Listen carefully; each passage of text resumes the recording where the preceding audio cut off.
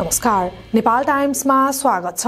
नेपाल राष्ट्र बैंकले आर्थिक वर्ष 2080-81 को मौद्रिक नीतिको प्रथम त्रैमासिक समीक्षा सार्वजनिक गरेको छ, जसमा बैंक दर नीतिगत दरलाई साबिकको तुलनामा घटाइएको छ भने रेमिट्यान्स 30% ले वृद्धि भएको जनाइएको छ। त्यस्तै अन्तर्राष्ट्रिय भू राजनीतिक तनावका कारण यो वर्ष खाद्यान्न र पेय पदार्थको मूल्य वृद्धि 8.38% सम्म रहेको भन्दै सिमेन्ट र विद्युत निर्यातले व्यापार घाटामा केही कमी आएको तथा आपूर्ति श्रृंखलामा भएको व्यवधान र अमेरिकी डलरसँग नेपाली रुपैयाँ अवमूल्यन भएका कारण उपभोक्ता मूल्यमा चाप परेको जनाएको छ।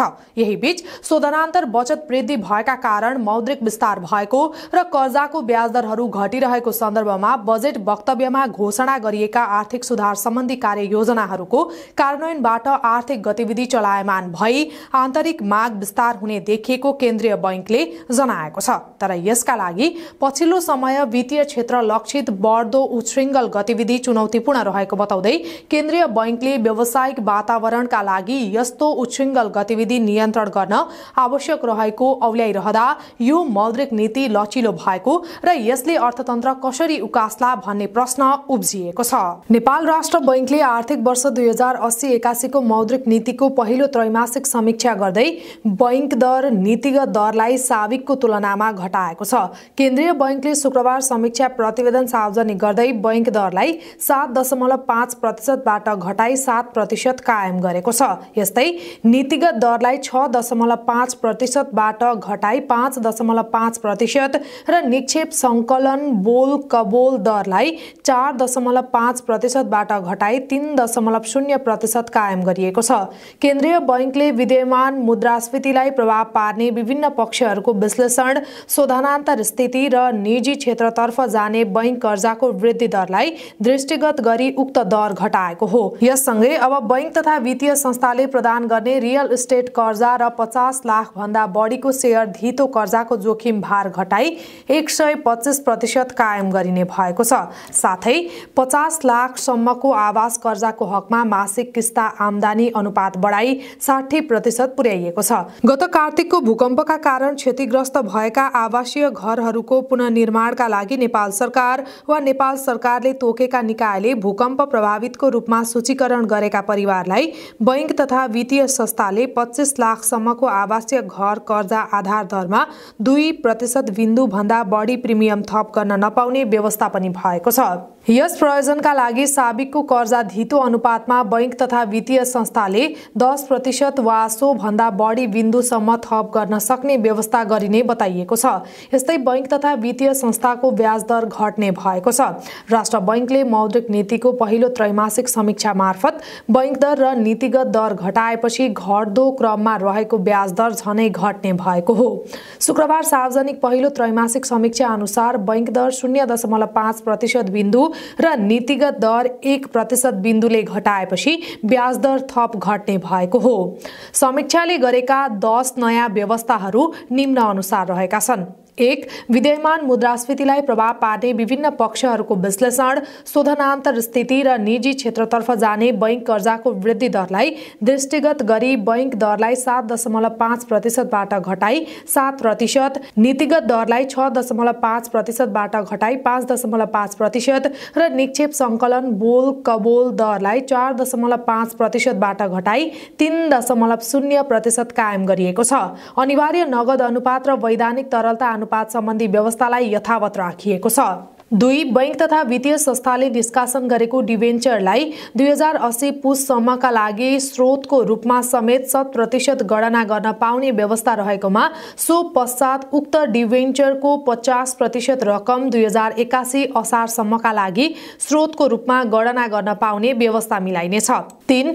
बैंक तथा वित्तीय क्षेत्रमा नियतवश कर्जा भुक्तान नगर्ने ऋणीहरू उपरको कारबाहीलाई थप प्रभावकारी बनाउँदै परिस्थितिजन्य कारणले समस्यामा परेका ऋणीहरूलाई कर्जा पुनर्संरचना र पुनः तालिकीकरण लगायतका माध्यमबाट सहजीकरण गरिनेछ। यसका लागि बैंक तथा वित्तीय संस्थाले समस्यामा परेका ऋणीहरूबाट प्राप्त निवेदनको विश्लेषणका आधारमा बक्यौता ब्याजको 10% रकम असुल गरी कर्जा पुनः संरचना गर्न सक्ने अवधि 2080 चैत मसान्तसम्म कायम गरी पुनः संरचना गर्न सक्ने क्षेत्रहरूको विस्तार गरिनेछ।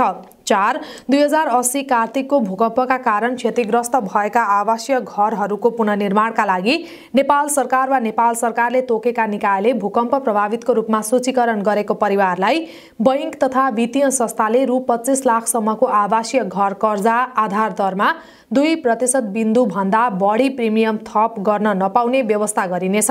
यस प्रयोजनका लागि साबिकको कर्जा धितो अनुपातमा बैंक तथा वित्तीय संस्थाले 10% वा सो भन्दा बढी बिन्दुसम्म थप गर्न सक्ने व्यवस्था गरिनेछ। 5. 2080 कार्तिकको भूकम्पका कारण क्षतिग्रस्त भएका सार्वजनिक विद्यालय, सार्वजनिक अस्पताल तथा स्वास्थ्य चौकीको पुनर्निर्माणका लागि बैंक तथा वित्तीय संस्थाले आर्थिक वर्ष 2079-80 र 2080-81 को मुनाफाबाट सामाजिक उत्तरदायित्व कोषमा छुट्याई खर्च गर्नुपर्ने रकमको 40% सम्म योगदान गर्न सक्ने व्यवस्था गरिनेछ। 6. बैंक तथा वित्तीय संस्थाले प्रदान गर्ने रियल इस्टेट कर्जा र रु 50 लाख भन्दा बढी शेयर धितो कर्जाको जोखिम भार घटाई 125% कायम गरिनेछ। 7. रु 50 लाखसम्मको आवास कर्जाको हकमा मासिक किस्ता आम्दानी अनुपात बढाई 60% कायम गरिनेछ।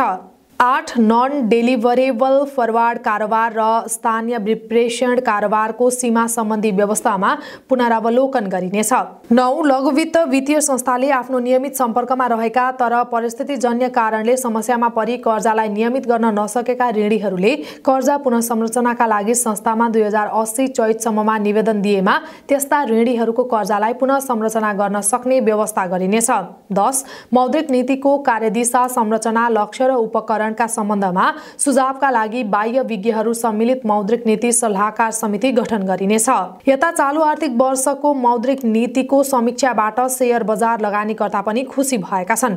समीक्षा बजार मैत्री भएको नेपाल पुँजी बजार लगानीकर्ता संघकी अध्यक्ष राधा पोखरेलले बताएकी छिन्। समीक्षामा राष्ट्र बैंकले बजार चलायमान बनाउने गरी लचक नीति लिएको भन्दै त्यसको स्वागत गर्दै आफूहरूको विगतदेखिको माग आंशिक रूपमा भए पनि सम्बोधन भएको उनले बताएकी छिन्। यस्तै नेपाल चेम्बर अफ कमर्सका अध्यक्ष राजेन्द्र मल्लले राष्ट्र बैंकले मौद्रिक नीतिको समीक्षा मार्फत ल्याएका प्रावधानलाई अलिकति भए पनि सकारात्मक मान्न सकिने बताएका छन्। अहिले उच्च अङ्कको ब्याज दर नै प्रमुख समस्या रहेकाले अलिकति भए पनि ब्याज दर घट्ने खालको नीतिगत व्यवस्थालाई सकारात्मक मान्न सकिने भए पनि जुन गतिमा हुनुपर्ने थियो त्यो गतिमा नभएको उनको टिप्पणी रहेको छ। नेपाल राष्ट्र बैंकले अन्तर्राष्ट्रिय भू राजनीतिक तनावका कारण आपूर्ति श्रृङ्खलामा भएको व्यवधान र अमेरिकी डलरसँग नेपाली रुपैयाँ अवमूल्यन भएका कारण उपभोक्ता मूल्यमा चाप परेको जनाएको छ। चालू आर्थिक वर्ष 2080-81 को मौद्रिक नीतिको पहिलो त्रैमासिक समीक्षा सार्वजनिक गर्दै नेपाल राष्ट्र बैंकले फेरि व्यापार घाटा बढ्ने र बाह्य क्षेत्र दबावमा पर्ने जोखिम रहेको उल्लेख गरेको हो। भूकम्पपछि सुरु हुने पुनर्निर्माण र आन्तरिक उत्पादन, आयात तथा व्यापार सन्तुलनको विगतको प्रवृत्तिलाई हेर्दा व्यापार घाटा बढ्ने र बाह्य क्षेत्र पुनः दबावमा पर्ने जोखिम रहेको राष्ट्र बैंकको विश्लेषण रहेको छ। विगतमा लिएका नीतिगत व्यवस्था, आयातमा आएको कमी र उल्लेख्य विप्रेषण आप्रवाहका कारण शोधनान्तर स्थितिमा सुधार देखिए तापनि आन्तरिक उत्पादन क्षमता भने कमजोर रहेको पृष्ठभूमिमा यस्तो सुधारलाई टिकाइ राख्न चुनौतीपूर्ण रहेको राष्ट्र बैंकले उल्लेख गरेसँगै यो मौद्रिक नीतिको समीक्षा समग्रमा फितलो रहेको र यस नीतिले अर्थतन्त्र सरल र सहज ढंगमा चलायमान हुनेमा आशंका व्यक्त गरिएको छ। तपाईले भने राष्ट्र बैंकले आज सार्वजनिक गरेको आर्थिक वर्ष 2080-81 को मौद्रिक नीतिको प्रथम त्रैमासिक समीक्षालाई कसरी हेर्नु भएको छ? आफ्ना विचारहरू अवश्य व्यक्त गर्नुहोला।